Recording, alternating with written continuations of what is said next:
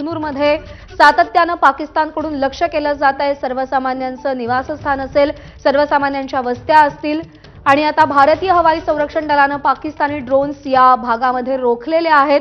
अखनूर परिसरामध्ये स्फोटांचे आवाज देखील ऐकू आले।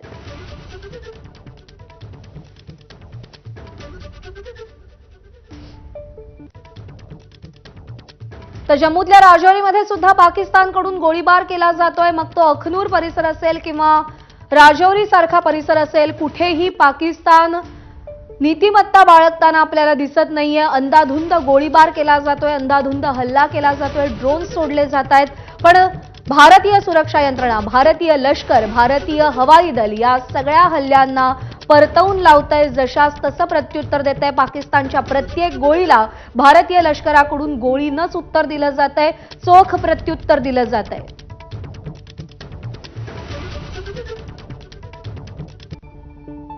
गोळीबाराचा आवाज देखील काही ठिकाणी ऐकू येतोय। सीमेलगतचे भाग असतील तिकडे गोळीबाराचा आवाज ऐकू येतोय। पूंछ असेल, अखनूर असेल, या सगळ्या ठिकाणांमध्ये सध्या गोळीबाराचा आवाज ऐकू येतोय। तर पठाणकोटमध्ये पाकिस्तानकडून पुन्हा हल्ला करण्यात आलाय। पठाणकोटमध्ये पाकिस्ताननं मिसाईल डागलाय। फिरोजपुरा भागामध्ये ब्लॅकआउट करण्यात आलेला आहे।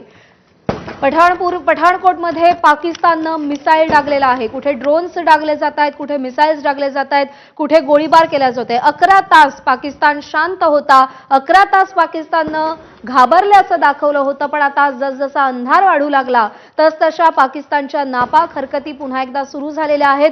ड्रोन्स डागले जात आहेत, पठाणकोटमध्ये मिसाईल डागला गेलेला आहे, सीमेलगतच्या गावांवर गोळीबार केला जातोय आणि अनेक भागांमध्ये सध्या ब्लॅकआउट करण्याचा निर्णय घेतला गेलेला आहे।